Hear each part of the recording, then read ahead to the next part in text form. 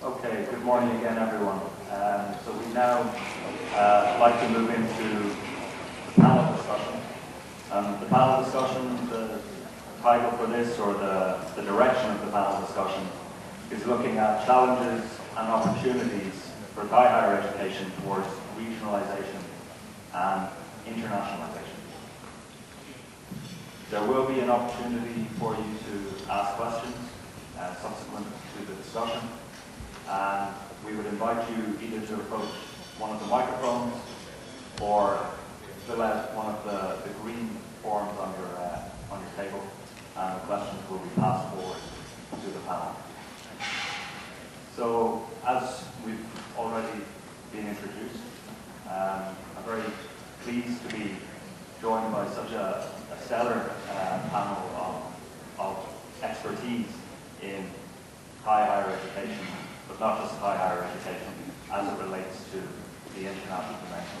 And of course, the Attaché, Mr. Korn, Deputy Secretary General, Dr. Piniti, Professor Kalaya, and Professor Supachai of Chulalongkorn University.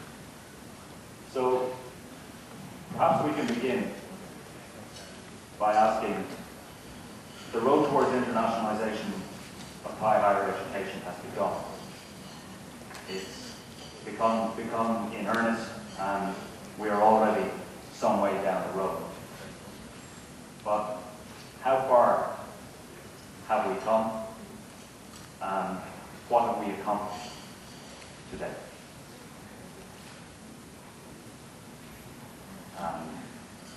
I address that question to any of our participants who feel they would like to answer forward a response to that.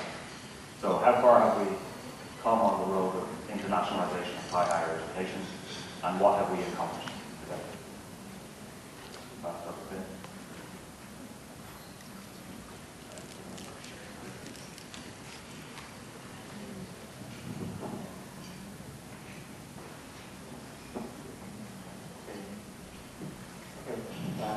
Good morning, ladies and gentlemen.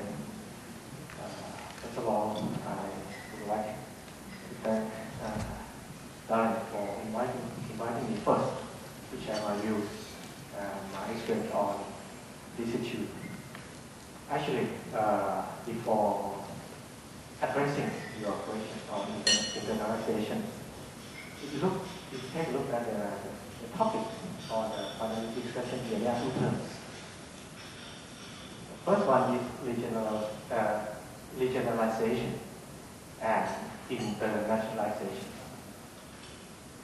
I think these two terms are related, especially in this time about regionalization. When we talk about this, we always look at the ASEAN or the integration of ASEAN in the year 2015.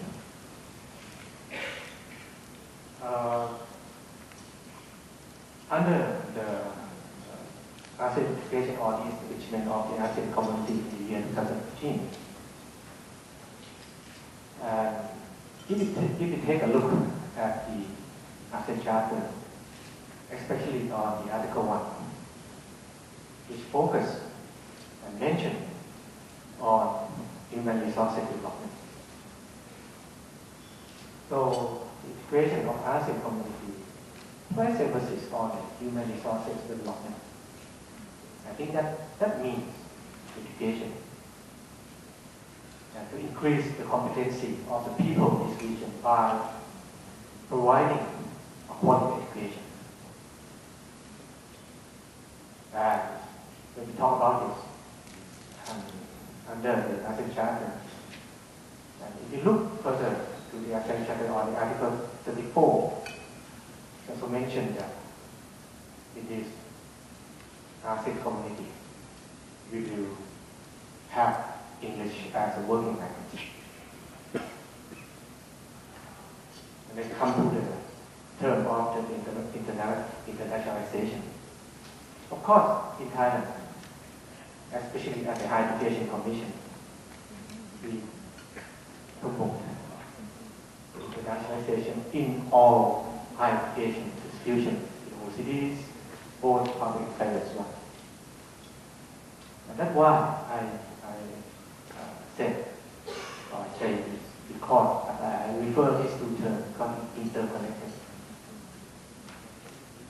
If we want to increase our capacity of the people, we need to promote internationalization in our university and colleges.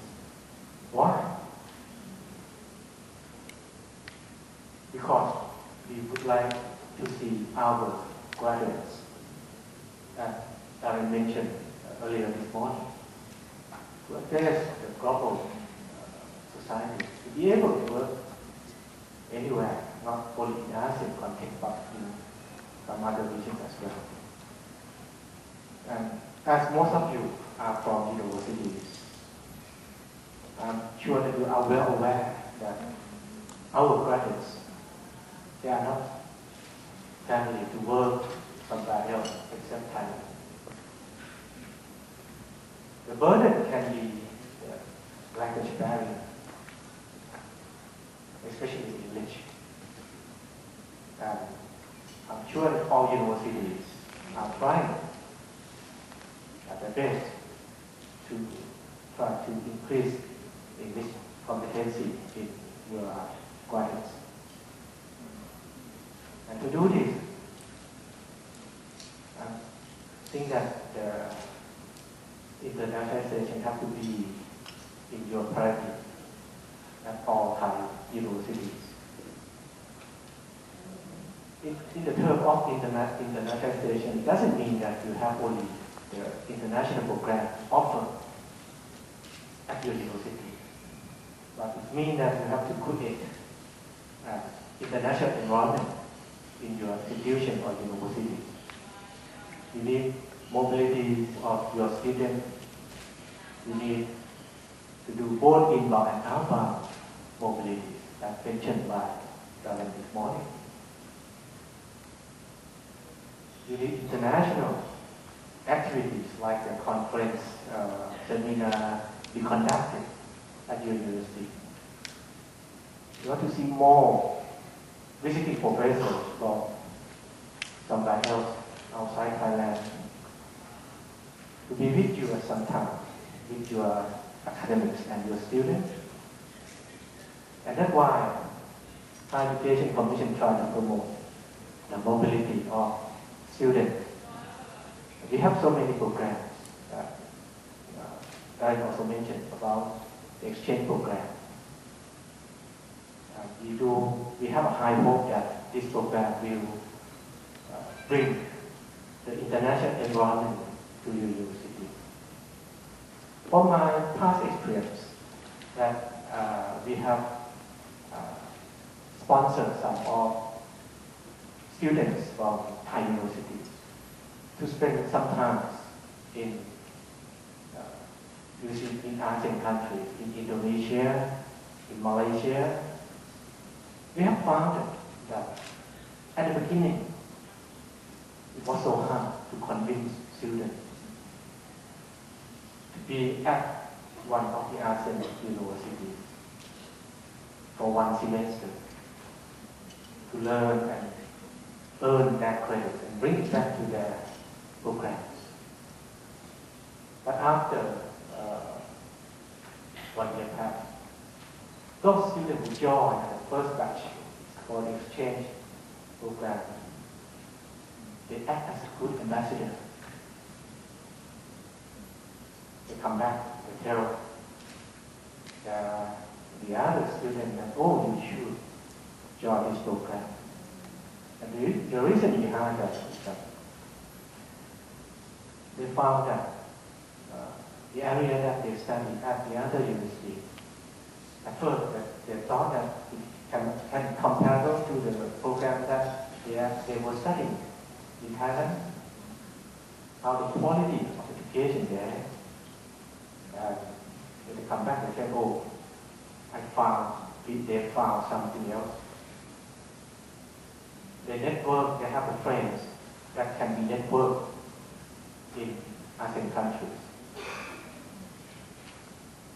they also bring more information back to the program and faculty that they study, that what the program should be improved or should be tailored to compete with the other program offered at the other universities. All these kind of information, I'm sure that will be beneficial to those universities who send the students to spend one semester overseas. So I try to convince that if all universities in Thailand can do such activities like it, I'm sure that the international environment will be created in your universities. And of course, it will result in the improvement of the education in your university and also in your graduates from the universities. As all of you are well aware that when you graduate, when your students who finish from your university, they join the workforce. If they are good, those who employ your graduates will, oh, this is a good student. But when they perform not so well or they perform not good enough, they blame the institution, not the student or graduates. So all these kind of things, I think that's why at the Higher Education Commission, we try to promote very hard for the internationalization to be in your priority at Thai universities.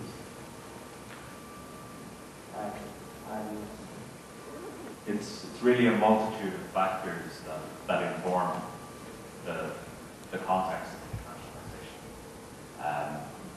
And these are some of which are controllable or can be controlled by institutions, others which are completely out of the institution's control. But it's very clear that with the right structures, with the right approaches, we can engender a success in the minds of students and in institutions which reaches far beyond those borders or those areas. And so in some ways that has been accomplished in many institutions. But I suppose I'm interested in what extent has it been accomplished and what needs to be done now. Well, I think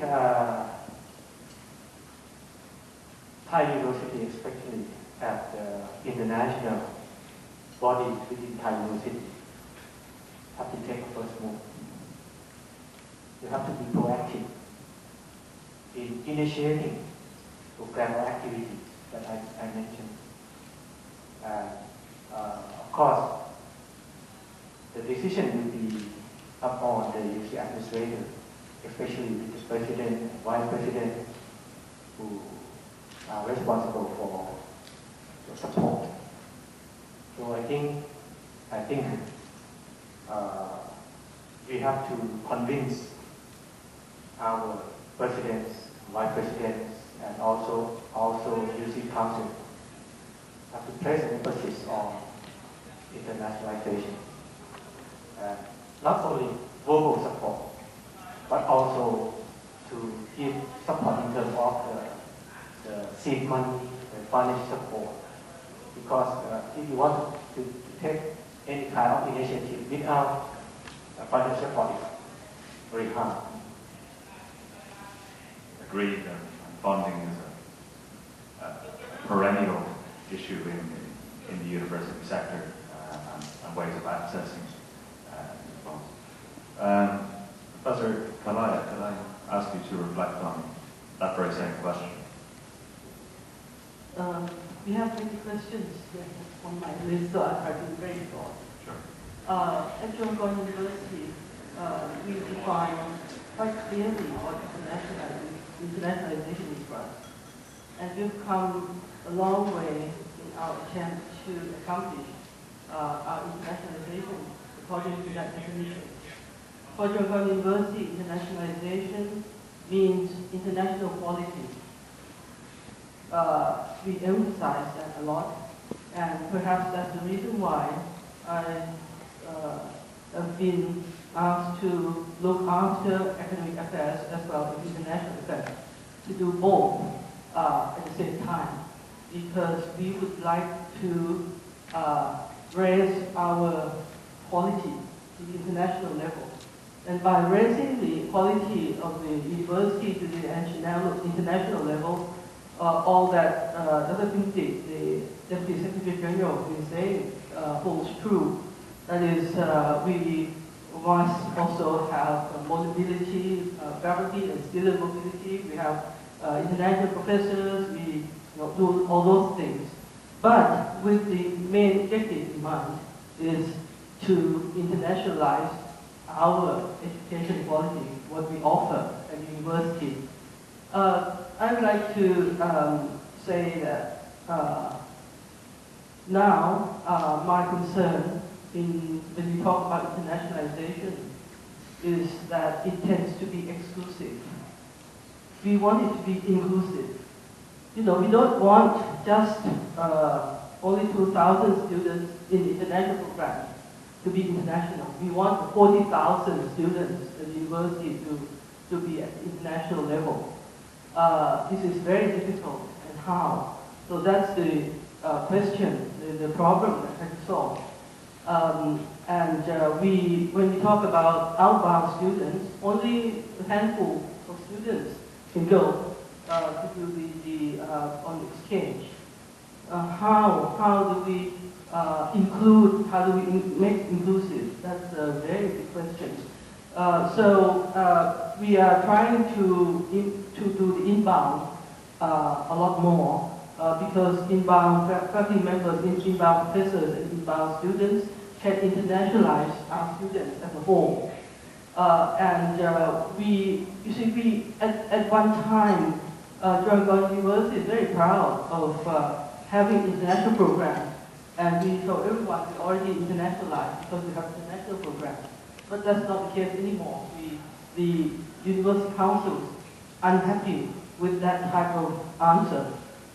We cannot use that anymore. We have to, as I said, be inclusive. It's very difficult. The University Council, the Academic Committee of the University Council is asking me on the plan to improve the quality of English proficiency overall in the university. Not just be happy with the very fluent 2,000 students. How can I make 40,000 fluent in English?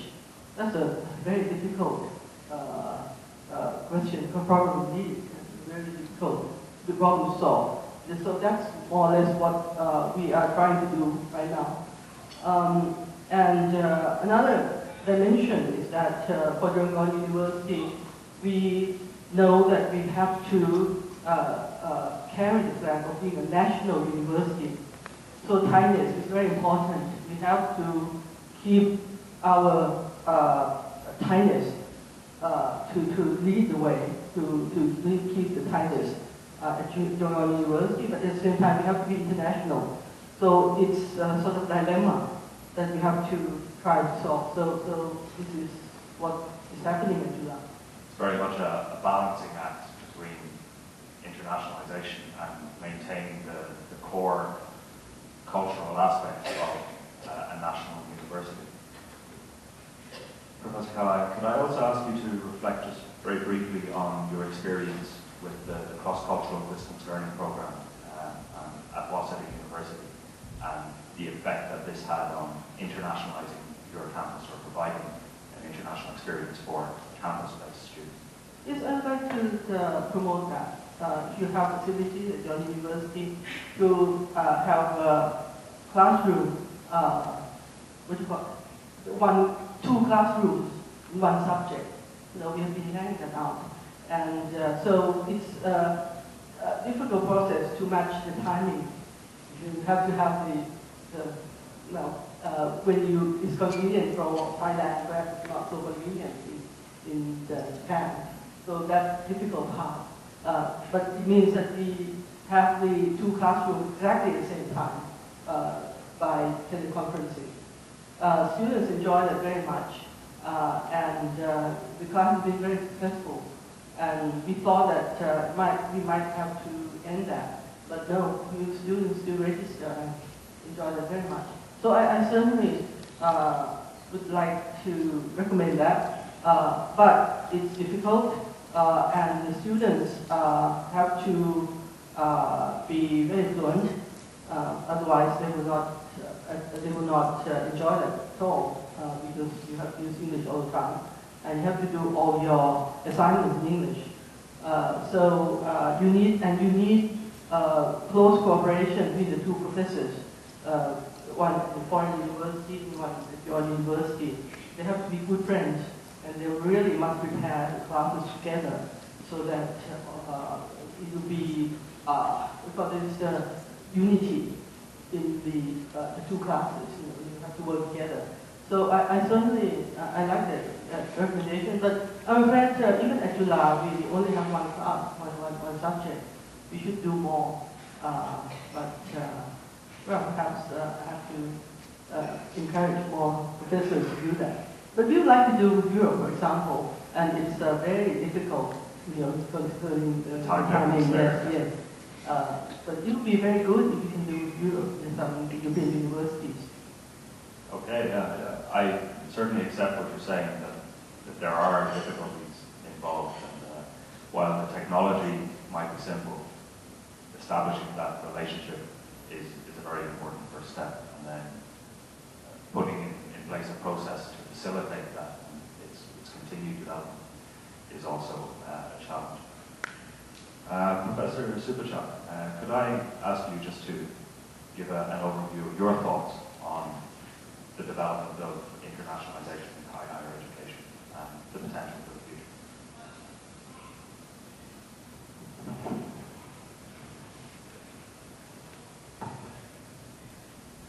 Thank you, Darren, and good morning to everyone.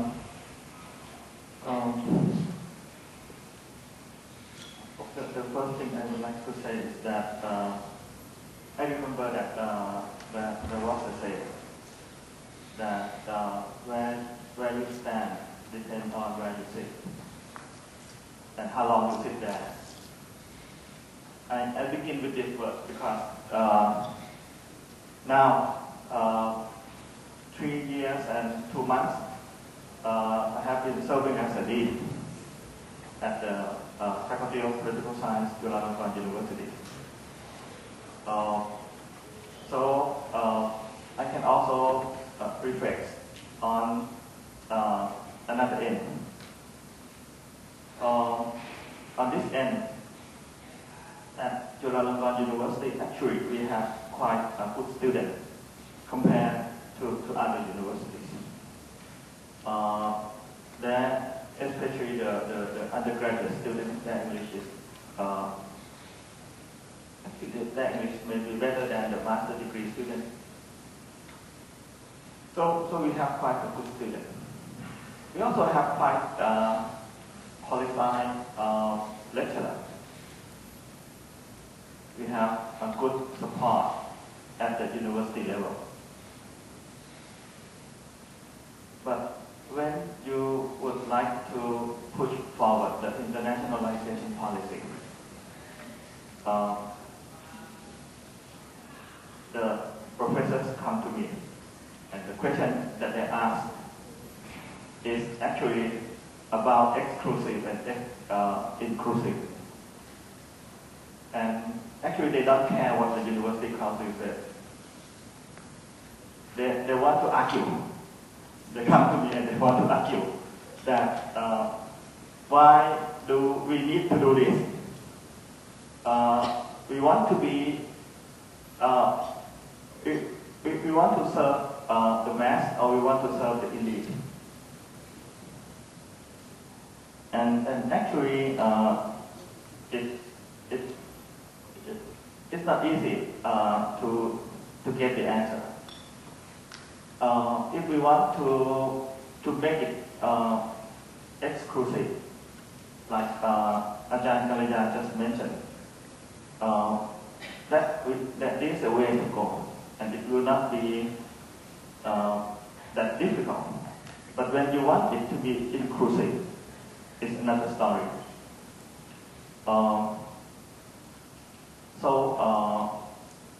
With that kind of mindset, it's not easy to move things. Even when we want to set up like new international program, you need to find, like Dr. Kalaya just mentioned, we need to find, for me, what I write in my notice, like we need to find the qualified champion, the one who want to move things forward. And actually, they have to deal with the system. And that if we can find a qualified person, we can move things a little bit. But they also have to deal with the gravity, those who want to make it very inclusive. But inclusive is difficult. So for me, I think we discussed a lot at Chulalongkorn University. Inclusive, is it for elite or is it for the mass? And it cannot settle easy. So I think that is a very calm. I put that in my note, but I haven't discussed with Ajahn Kalaya. It just maybe we from the same university. Well, I also put that in the note. And okay. Sorry. You know, the context at Chulalongkorn University is a very good example for us, and it's a model of a leading-edge approach to internationalization in Thailand.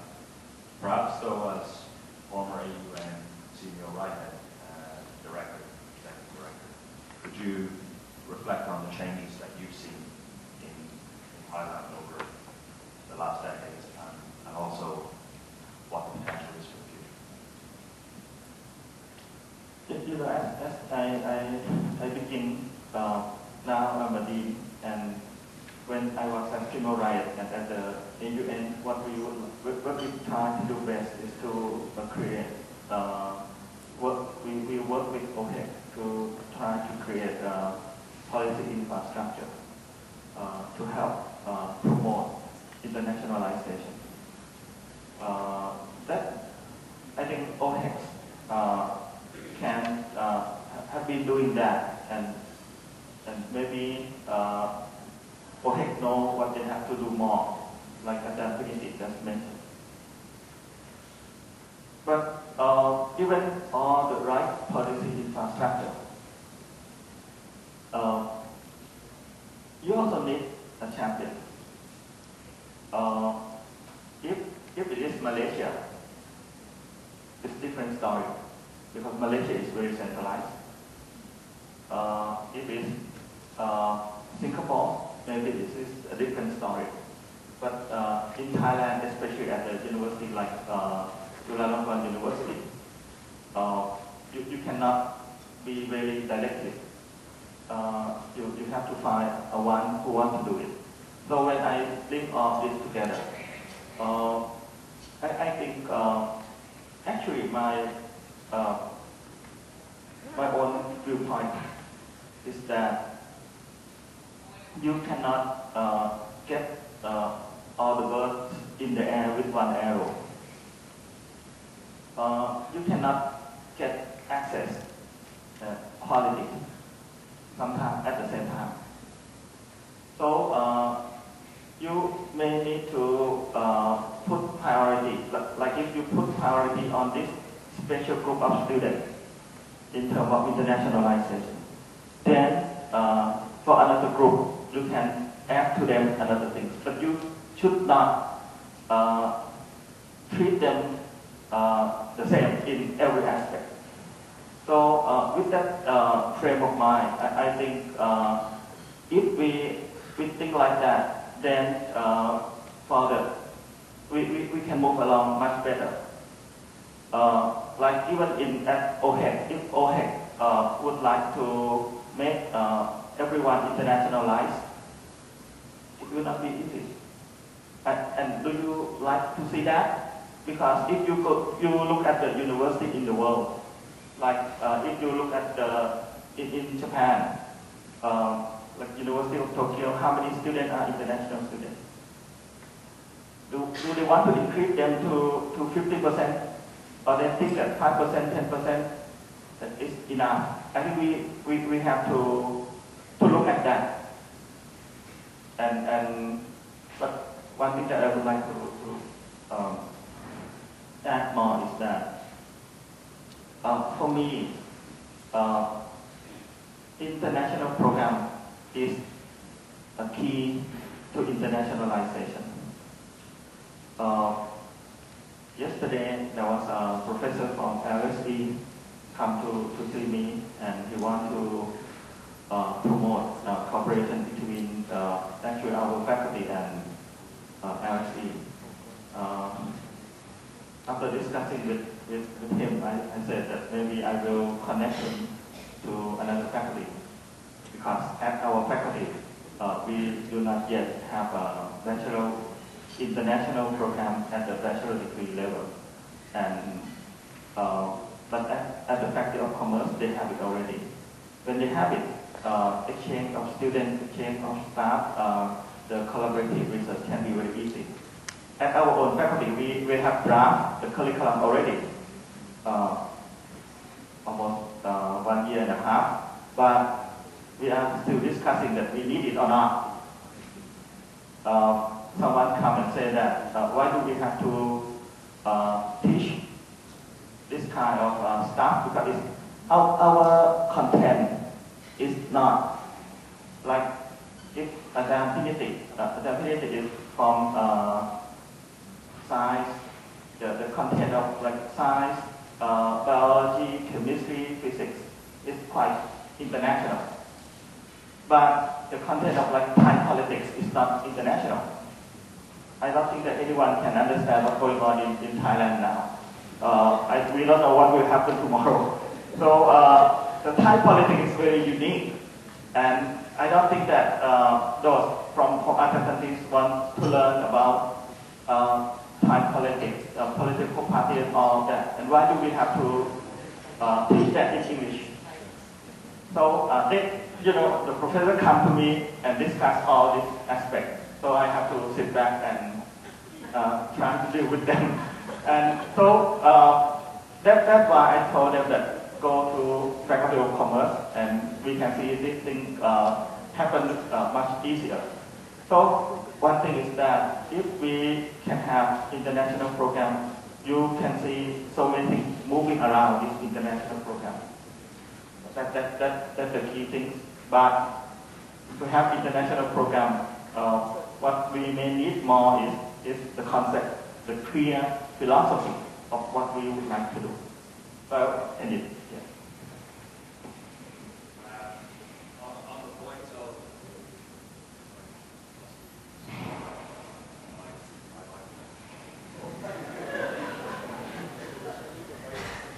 Thank you very much.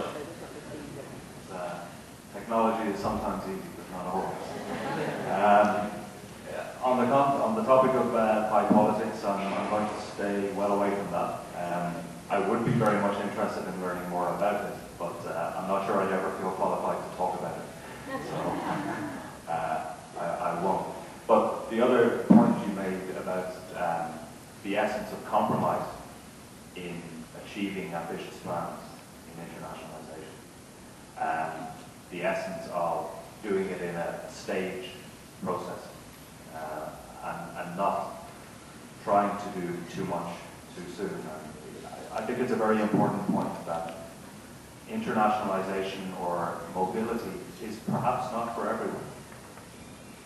Not all students want to study with international students. Not all students want to have a study experience abroad.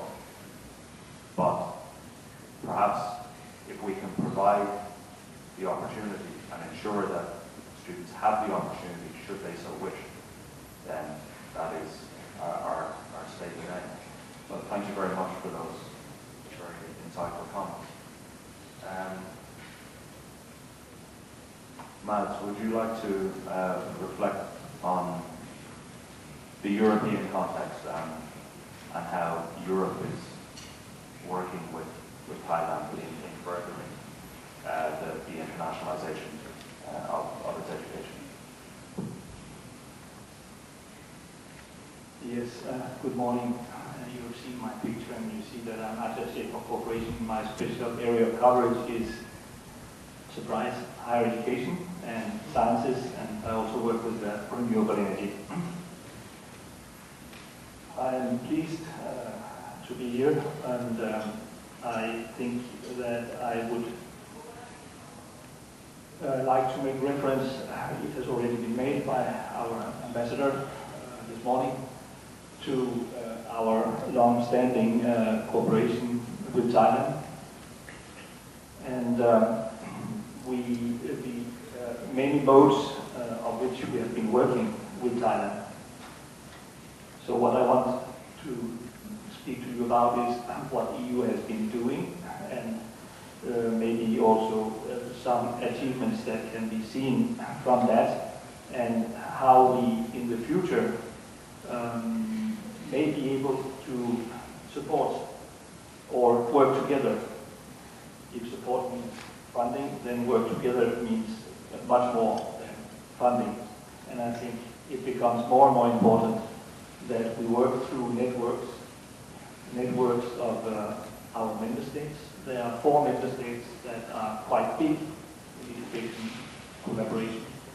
And I think you know who they are. They are UK, France, Germany, and the Netherlands. And of course, the EU, we from the European Commission and from the delegation in Thailand, we also come in the area if we look at the mobilities in Ratananukul program, and there was already made reference to that by our ambassador. I had a talk just before we started this session with some of the people sitting on my side, and that was relating to a program that was related to a network, an existing network, which is a network that works within ASEAN at the implementation level, and its the headquarters are based at Chulalongkorn University, the ASEAN University Network.